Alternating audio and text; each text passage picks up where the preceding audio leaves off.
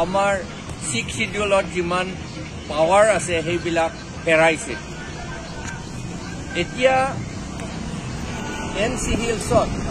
বা ডিমা হাছাও পঞ্চায়ত ইমপ্লিমেণ্ট কৰিছে পঞ্চায়ত ইমপ্লিমেণ্ট কৰাটো মানুহবিলাক গম নাপায় কিন্তু ইমপ্লিমেণ্ট কৰিছে নে নাই কিন্তু ইমপ্লিমেণ্টটো কৰিছে পঞ্চায়ত ইমপ্লিমেণ্ট কৰিলে 6 শিডিউল পাৱাৰটো নাথাকিব অটনমি নাথাকিব কাৰণ কনষ্টিটিউশ্যনত কৈছে কনষ্টিটিউশ্যনত আৰ্টিকল 243 তাত কোৱা আছে যে 6 শিডিউল এৰিয়াটো পঞ্চায়ত থাকিব নোৱাৰে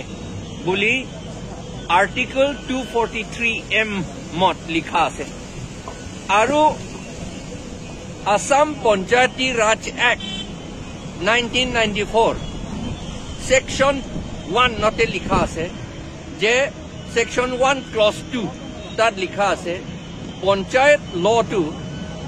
6 শিডিউল এৰিয়াটো থাকিব নোৱাৰিব বুলি তাত লিখা আছে থাকিব নোৱাৰা কাৰণটো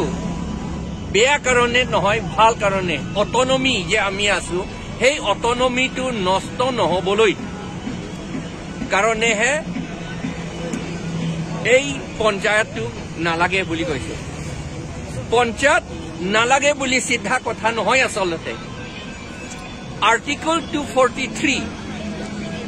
ডি লিখা আছে article 243 D constitution of India তাত লিখা আছে পঞ্চায়ত বুলি ক'লে এই অসমীয়া বেংগলী বিহাৰী সকলৰ পঞ্চায়ত সেইটোহে পঞ্চায়ত বেলেগ পঞ্চায়ত নাই বুলি কথা নাই আপোনালোকে ট্ৰাইবেল মানুহ নিজৰ পঞ্চায়ত আছে বুলি তাত লিখা আছে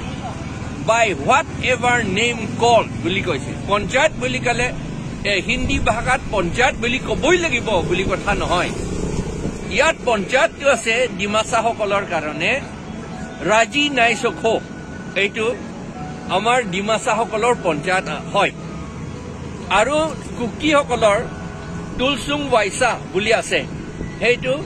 কুকিসকলৰ কাৰণে পঞ্চায়ত হয় 6 শিডিউল এৰিয়াটো তুলসুং ৱাইছা বা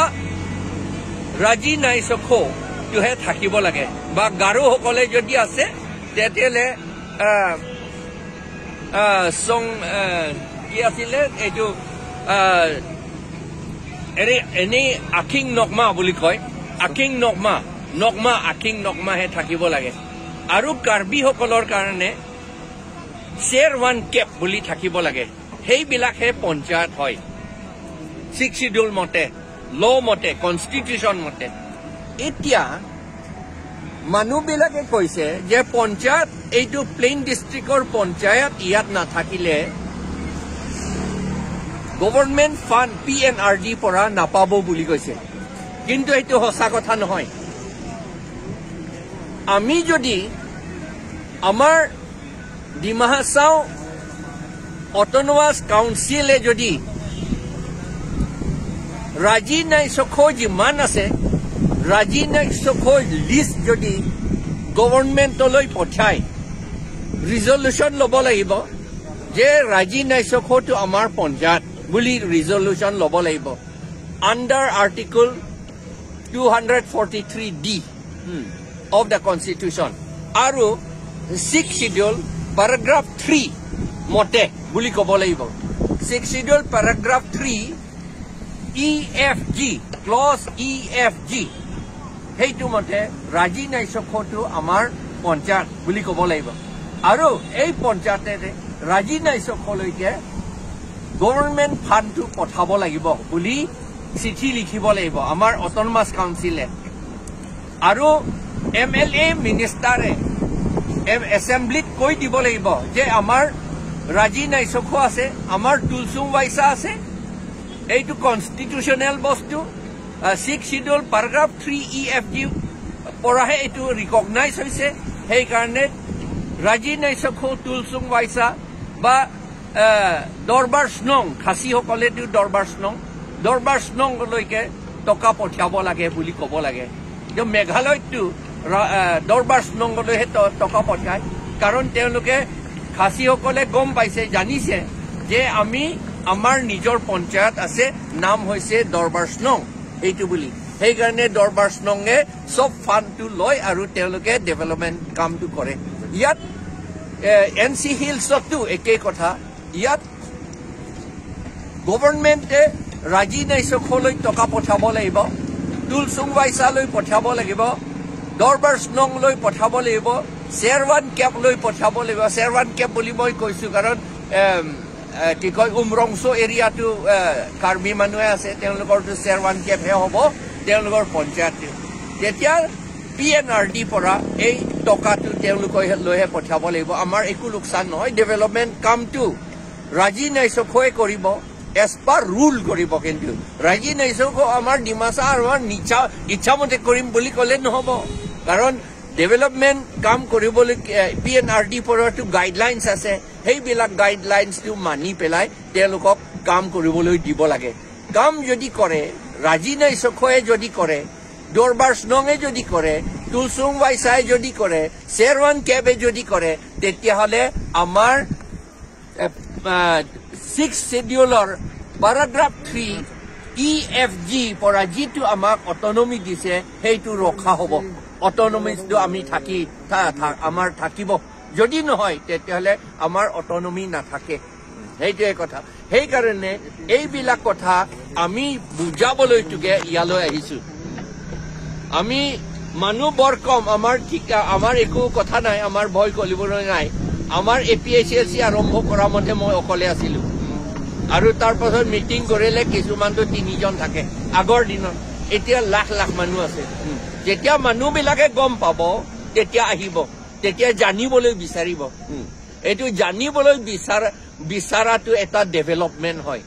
আসল ডেভেলপমেণ্ট হয় জানিবলৈ বিচাৰাটো যদি জানিবলৈও ভয় কৰে তেতিয়াহ'লে ডেভেলপমেণ্ট কেতিয়াও নহ'ব কাৰণ ডেভেলপমেণ্টটো